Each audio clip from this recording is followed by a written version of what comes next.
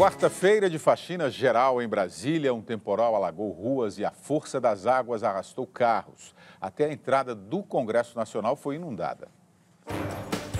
As ruas amanheceram cobertas de lama e pedaços de árvores arrancadas durante o temporal. Foram 3 horas de chuva intensa. Moradores se arriscaram atravessando no meio da correnteza. A entrada principal do Congresso ficou alagada. A água invadiu este shopping center, os corredores deste hospital e a garagem de vários prédios. Alheio ao caos, este morador se exibia numa moto aquática.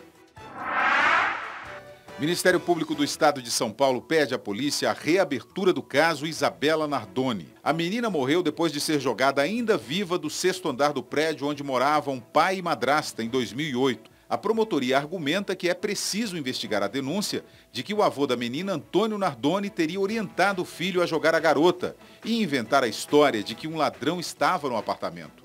O avô nega a suspeita. Mais 4 policiais militares envolvidos no desaparecimento de Amarildo foram presos hoje no Rio de Janeiro. Eles são acusados de pagar suborno para que testemunhas do caso responsabilizassem o traficante Tiago da Silva Neres pelo crime. Ao todo, 25 policiais são suspeitos do desaparecimento do ajudante de pedreiro em julho do ano passado. Saldiva. Eu vou pensar um tema, porque o resto é tragédia, né? É morte de criança pelos pais, morte de inocentes na polícia. Eu queria falar dos eventos climáticos extremos. Eu fui na COP20 agora, né? Falar um pouquinho sobre os temas de saúde que não aparecem nas questões climáticas. Mas uma das questões mais importantes são chamados hospitais resilientes. Ou seja, hospitais que mesmo na vigência de uma tragédia como essa, um evento climático extremo, têm capacidade de ter eletricidade, água e corpo médico para atender as emergências que precisam. E no caso de Brasília, se fosse uma região que dependesse por causa dessa chuva, o hospital estaria prejudicado. E esse é um diagnóstico ruim, porque nas áreas de impacto, você vai ter, nas áreas onde é previsto que ocorram fenômenos climáticos extremos, menos de 13% dos hospitais têm capacidade de, face a uma catástrofe ambiental, manter a sua capacidade de atendimento, pelo menos de emergência. E o preço de fazer isso funcionar é muito alto. Então, e é uma coisa que eu queria discutir, que a saúde nunca aparece nas discussões climáticas. Ela é um cofator de vários, de insegurança alimentar, mas ela não é um tema central. Nós sabemos que hoje aspectos relacionados à saúde vão ser os determinantes da questão ambiental. E por que isso não aparece? Por que você não tem investimento para isso? Por que o Fundo Verde não paga isso? Porque a saúde tem um poder de convencimento que supera os argumentos econômicos. Então, isso é uma atitude, no meu entender, deliberada. Aliás, não sou eu. A vice-presidente do Banco Mundial, que administra o Fundo Verde, diz que o tema saúde é mantido meio à parte, porque no momento que se está discutindo, fenômenos como produção industrial, comércio, empregabilidade perde força. E no caso de Brasília, nós vemos que mesmo no Planalto Central, perante uma chuva forte, o hospital perdeu a capacidade de atender. Nós estamos falando de bactéria multiresistente. Você imagina o que acontece quando o esgoto e lama entra dentro de um hospital. No último dia da CPI mista da Petrobras, Graça Foster negou que vá deixar a presidência da estatal. Diante das pressões para que deixe a presidência da Petrobras, Graça Foster finalmente rompeu o silêncio. Hoje eu estou aqui, presidente da Petrobras, enquanto eu contar com a confiança da presidenta e ela entender que eu devo ficar. Ela tinha que ter tomado atos de ofício com o presidente para coibir as denúncias que chegaram até ela através de e-mails e outras formas. Ela não fez nada disso. Portanto, ela não tem nem condição ética, moral de continuar administrando a Petrobras. Parlamentares do DEM, do PSDB e do PPS entregaram um relatório paralelo hoje na última sessão da CPI mista do Congresso. O documento cita políticos que estariam envolvidos em esquemas de corrupção e lavagem de dinheiro, como João Vacari Neto, tesoureiro do PT, o deputado Luiz Argolo, do Solidariedade da Bahia, e o ex-petista André Vargas, cassado há uma semana. Neste caso, em que nós elencamos com cruzamentos de mensagens, com cruzamento fiscal, telefônico, testemunhos e também palavras dos próprios delatores, esses que têm comprovação cabal, nós pedimos o indiciamento para que eles sejam processados. Nesse clima, o relator Marco Maia, do PT, resolveu mudar o relatório oficial.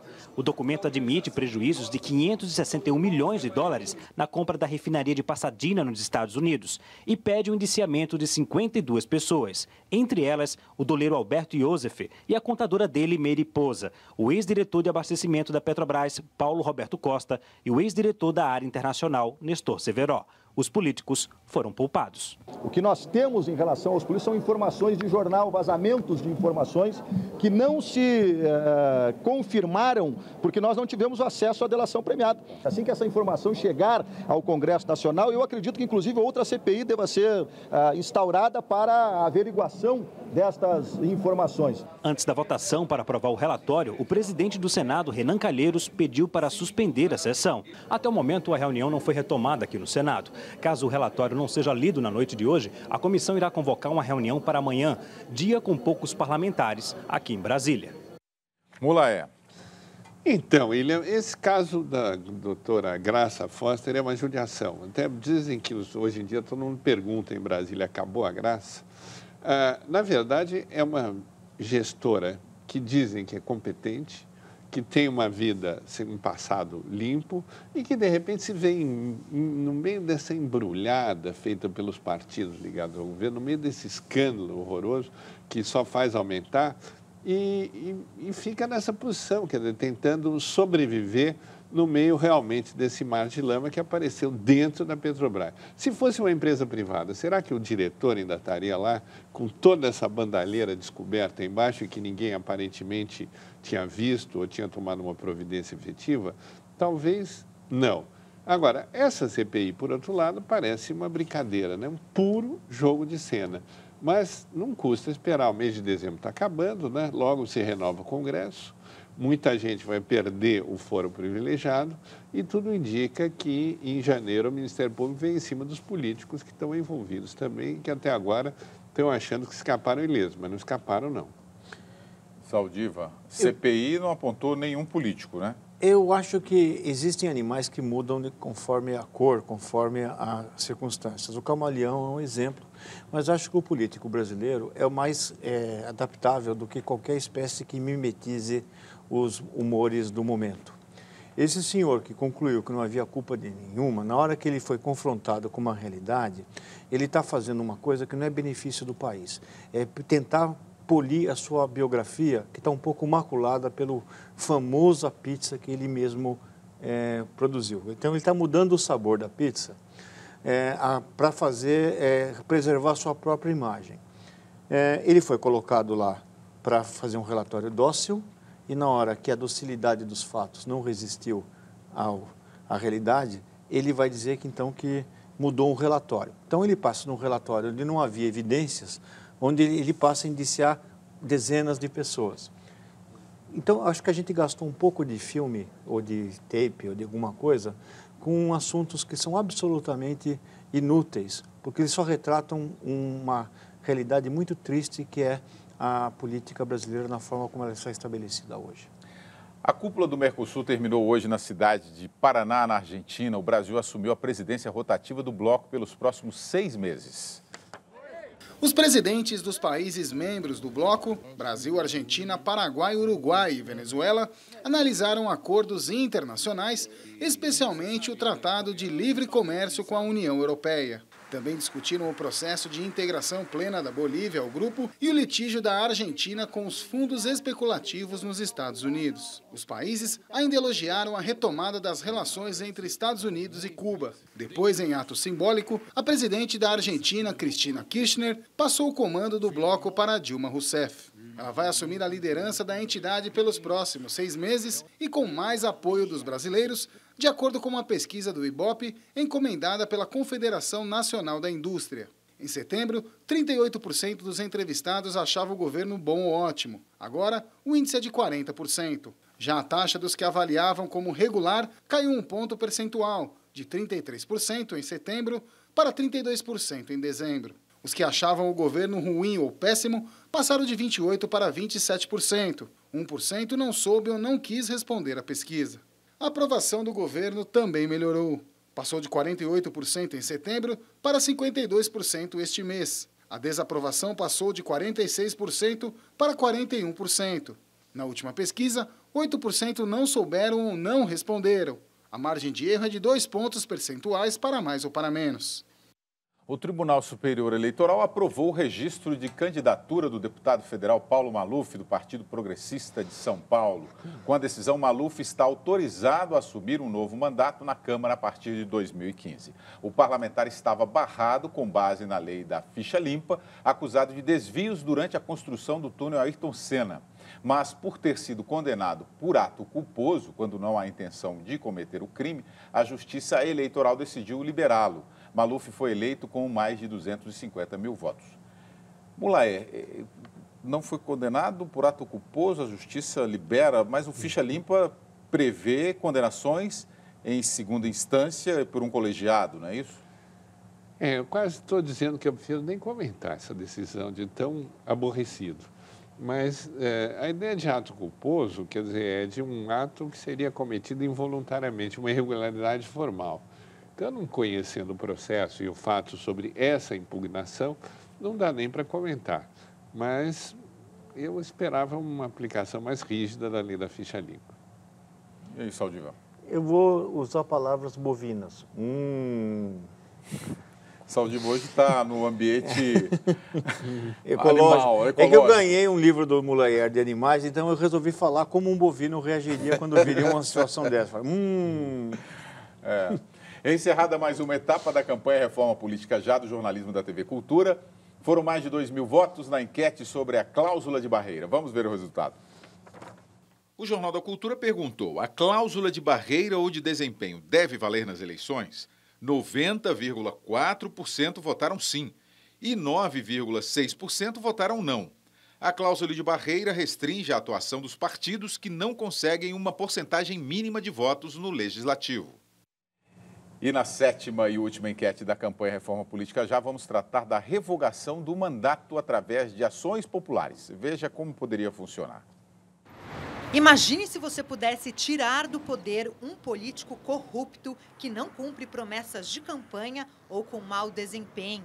Seria super viável, porque o que a gente mais vê são políticos corruptos que continuam fazendo coisas que a gente não aprova e continuam no poder. Avaliar o governante ao longo do seu mandato e, de repente, substituir caso ele seja péssimo.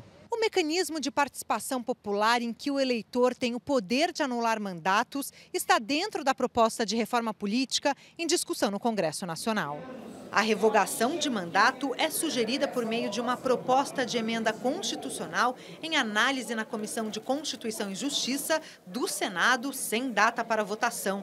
Pelo texto, depois de um ano da posse, o eleitor poderia, através de um referendo ou iniciativa popular, revogar o mandato de um político específico ou de forma coletiva, no Legislativo e no Executivo. Nesses casos, seriam convocadas novas eleições. O chamado recall de políticos já é realidade nas Filipinas, Venezuela e Estados Unidos. Em 2003, o governador da Califórnia, Gray Davis, teve um mandato cassado pelo voto popular depois de crises no setor energético e de um déficit de 38 bilhões de dólares nas contas do estado. No lugar dele, foi eleito o ator Arnold Schwarzenegger. Poderíamos começar, sim, mas só praticando para saber se efetivamente funcionaria. Dependendo dos cuidados, pode ser um instrumento efetivamente a valorizar o processo democrático, mas tem que ser examinado com cuidado. Agora o Jornal da Cultura quer saber a sua opinião. Entre no site cmais.com.br e responda. Você é a favor da revogação do mandato eletivo, chamado recall? Sim ou não? A votação vai até a próxima quarta-feira. A campanha Reforma Política Já, promovida pelo jornalismo da TV Cultura, terá continuidade em janeiro com a realização de um seminário em parceria com a OAB de São Paulo. Em breve, nós vamos divulgar detalhes de como se inscrever para participar do evento. Então, gostaria de saber da opinião dos senhores aqui sobre o recall. Mulaé.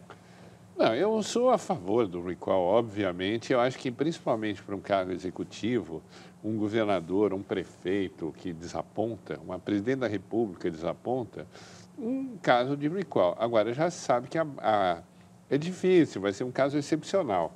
Porque, em geral, as pessoas, quando votam no político, sabem quem estão votando. Então, eu sou a favor, antes do recall, no no-call, quer dizer, não eleja o sujeito que você já sabe que não tem ética, que não vai prestar, que não vai te representar bem, o que implica numa melhoria do sistema de discussão antes da eleição. Quem sabe as pessoas se reúnem e falam, em quem vamos votar? Vamos ver quem pensa como a gente, quem é ético, né? E aí evitaria esse dissabor, porque, em geral, a decepção é rara, né? Em geral, a gente já sabe o que esperar daquele em quem está votando. Mas isso não é muito relativo, não, Mulher? Que a gente viu aí, a questão do Maluf, por exemplo. 250 mil votos. Então.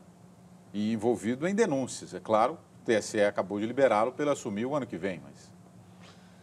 Pois é, agora, eu digo, será que haveria viabilidade de um recall do deputado Paulo Maluf? Acho pouco provável. Acho que é mais viável você convencer as pessoas a não votar do que ao recall. Agora, o recall, claro, seria uma coisa excepcional. Digamos que o prefeito de uma cidade mete os pés pelas mãos, a população está indignada, faz o recall, tira o prefeito.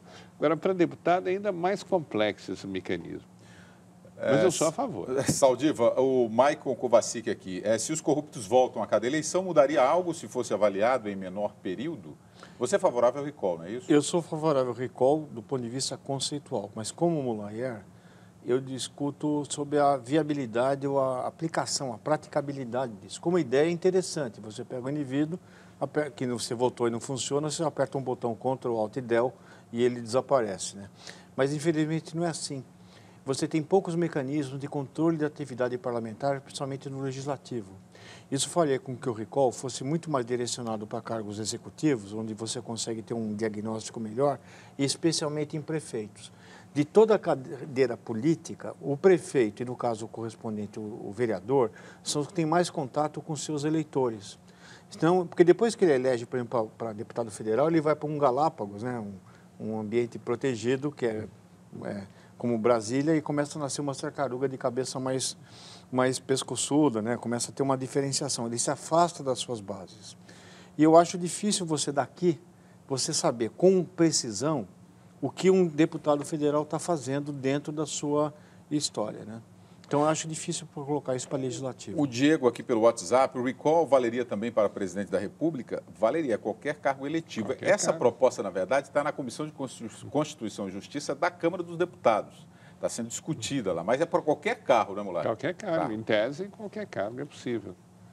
A Câmara dos Deputados aprovou hoje aumentos salariais para presidente da República, ministro de Estado, parlamentares e ministros do Supremo Tribunal Federal e para o Procurador-Geral da República. Pelo texto, a remuneração mensal da presidente Dilma Rousseff e dos ministros do governo será de quase 31 mil reais, reajuste de 15%. Senadores, deputados, magistrados e o Procurador-Geral da República vão receber mais de 33 mil reais por mês. Os projetos serão votados ainda no Senado. Depois de 53 anos, Estados Unidos e Cuba retomam as relações diplomáticas, mas o embargo econômico à ilha dos irmãos Castro continua. A notícia foi recebida com festa nas ruas de Havana.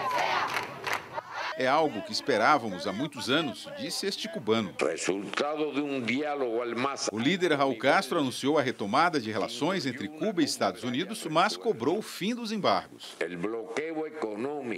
Os bloqueios comerciais e financeiros que provocaram enorme sofrimento ao nosso país deveriam acabar. Obama pode modificar as leis através de decretos. Quase que simultaneamente, o presidente americano anunciava a decisão histórica.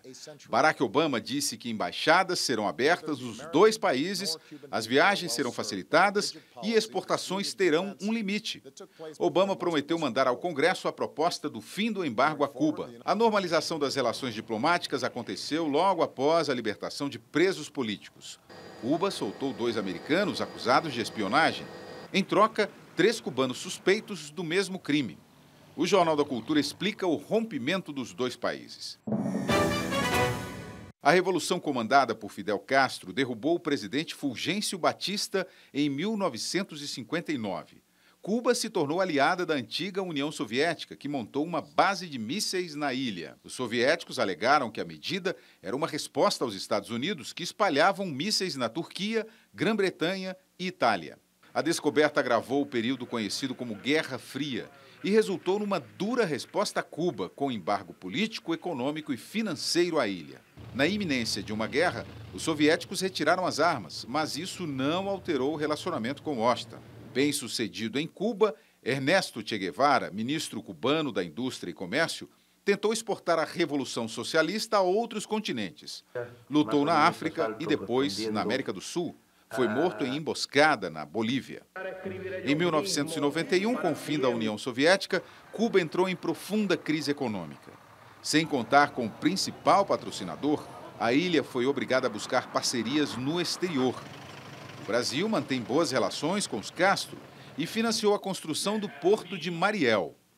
Cuba também passou a adotar regras capitalistas, como autorização para a abertura de pequenos negócios, importações e uso de internet e celular.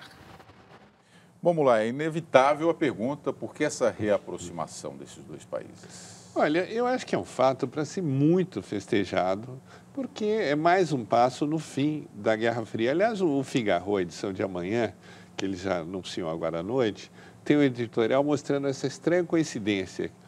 Que, ao mesmo tempo que Cuba se reaproxima dos Estados Unidos, reabrindo relações diplomáticas, a Rússia, que era o antigo financiador de Cuba, entrou na maior crise econômica dos últimos tempos, uma população apavorada, com a desvalorização brutal do rublo e muita dificuldade econômica. Agora, mesmo que reste o embargo, eu acho que é um caminho para toda a América de uma abertura de canais que vai ser muito importante, pode ser importante para Cuba e importante para os Estados Unidos. Agora, não vai aumentar, eu acho, a popularidade do presidente Obama, que está em crise. Ele está sob pressão dos republicanos e a população se acostumou de tal modo a ouvir dizer que Cuba é o demônio, que vai levar um susto no primeiro momento. Embora haja uma curiosidade em relação ao turismo em Cuba, que eles estão com muita vontade de conhecer Cuba.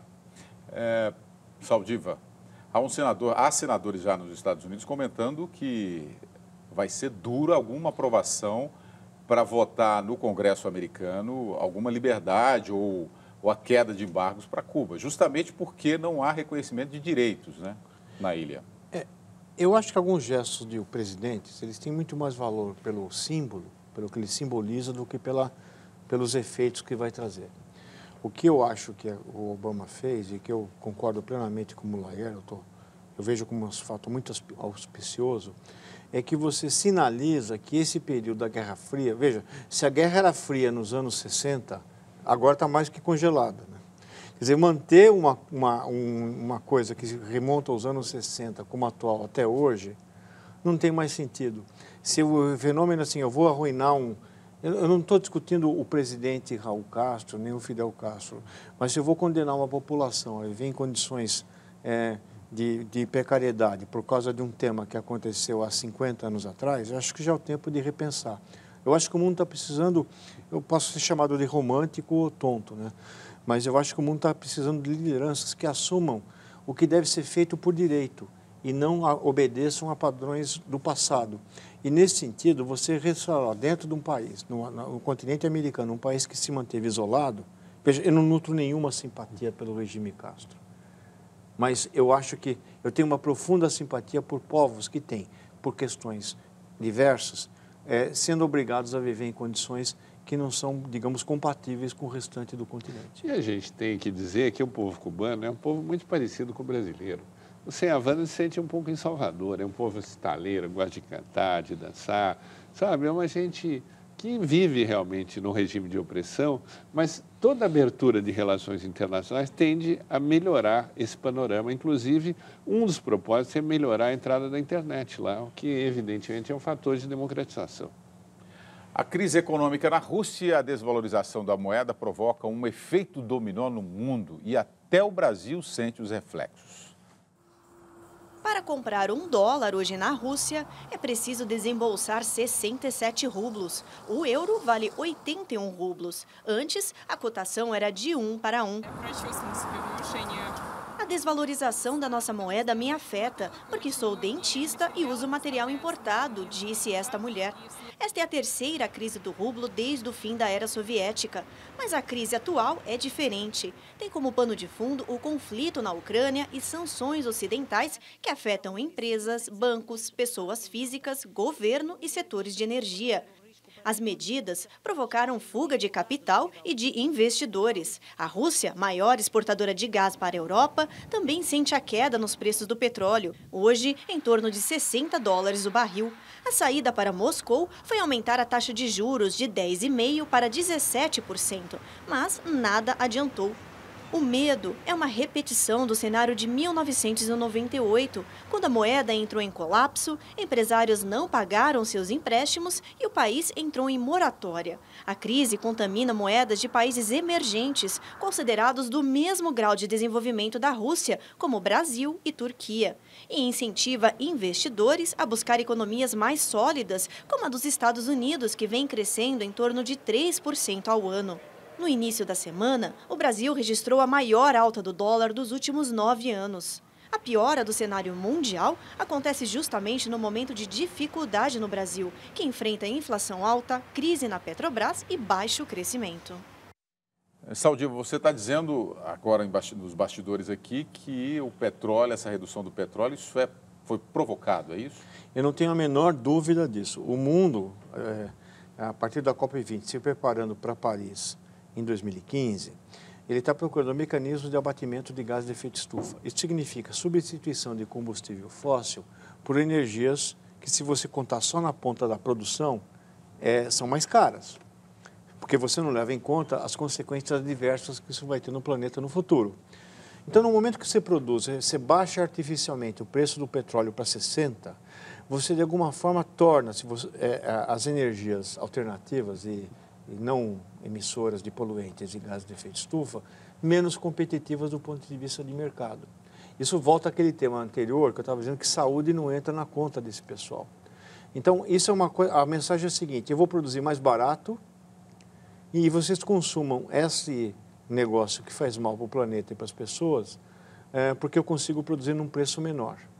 Então, por isso que a gente precisa ter uma economia que leve em conta o que os economistas chamam de externalidades e que eu chamo de doença, devastação, fome e miséria. Então, enquanto você não tiver uma economia que leve em conta todas as consequências, nós vamos simplesmente fazer uma conta de padeiro onde cada um pensa dentro da sua caixa. Pela primeira vez em 6 dias, o dólar fechou em queda. A moeda americana começou o dia em alta, mas caiu 1,23% e terminou cotada a R$ 2,70. No acumulado do mês, o dólar registra valorização de 5,06% e de 14,6% no ano. A seguir, a personagem Mafalda e seus seguidores no Brasil e a primeira imagem interna da escola massacrada pelos terroristas no Paquistão.